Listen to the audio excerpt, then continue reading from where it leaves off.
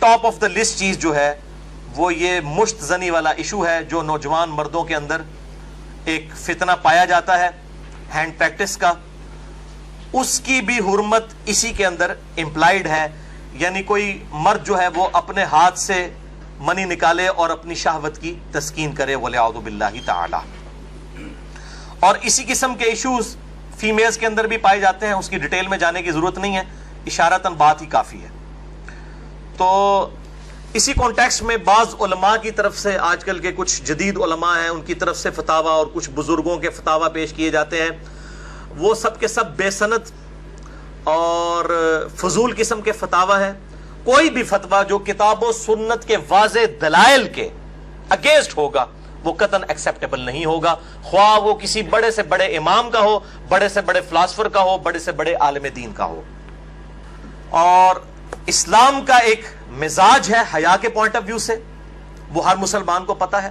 اس میں قطعاً کوئی گنجائش نہیں بنتی اس قسم کے کوئی برے فعل کی کہ کوئی شرمگاہ کے ساتھ اس طریقے سے کھیلے.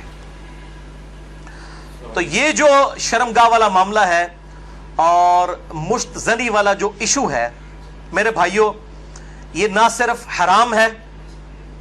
یا چلیں کوئی احتیاط کے اندر الفاظ استعمال کریں تو مکروہ تحریمی، بلکہ یہ گناہ بھی ہے اور گناہ کبیرہ زنا کی طرف لے جانے والا ہے. اس سے روزہ بھی ٹوٹ جائے گا اور روزے کا کفارہ بھی وہ سخت والا 60 روزوں والا ادا کرنا پڑے گا، اور ظاہر ہے کہ غسل بھی فرض ہوگا، اور کسی نہ کسی درجے میں یہ ہاتھوں اور دل کا زنا بھی ہے، وَلِعَوْذُ بِاللَّهِ تَعَالَى. چنانچہ اسی کانٹیکسٹ میں ایک بڑی کریٹیکل حدیث ہے، صحیح بخاری اور صحیح مسلم کی متفق علیہ حدیث ہے. صحیح بخاری میں 6612، صحیح مسلم میں 6754 اور مشکات میں بھی 86 نمبر پہ یہ حدیث موجود ہے کہ آپ صلی اللہ علیہ وسلم نے فرمایا کہ آنکھ کا زنا دیکھنا ہے، کانوں کا زنا سننا ہے، بے حیائی کی باتیں سننا، زبان کا زنا بولنا ہے، فحش گفتگو کرنا،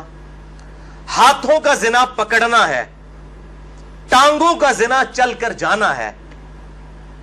اور نفس تمنا اور آرزو کرتا ہے اور شرمگاہ اس کی تصدیق کر دیتی ہے، وَلِعَوْذُ بِاللَّهِ تَعَالَى. تعویل خاص کے اعتبار سے تو یہ زنا کے بارے میں ہے، تعویل عام میں ہینڈ پریکٹس والا جو مشت زنی کا ایشو ہے وہ بھی اسی کے اندر داخل ہے، وَلِعَوْذُ بِاللَّهِ تَعَالَى. اب ظاہر ہے کہ اگر اس قسم کی بیماری میں کوئی شخص مبتلا ہے، اس کا علاج کیا ہے؟ توبہ کرے اور اللہ کی طرف رجوع لائے. اور اللہ تعالیٰ نے اس حوالے سے ایک نیچرل پروسیس بھی رکھا ہوا ہے، یعنی مردوں کے لیے خصوصاً احتلام کا، نائٹ فال کا ایشو ہے کہ جو ایکسیسو اس طرح کی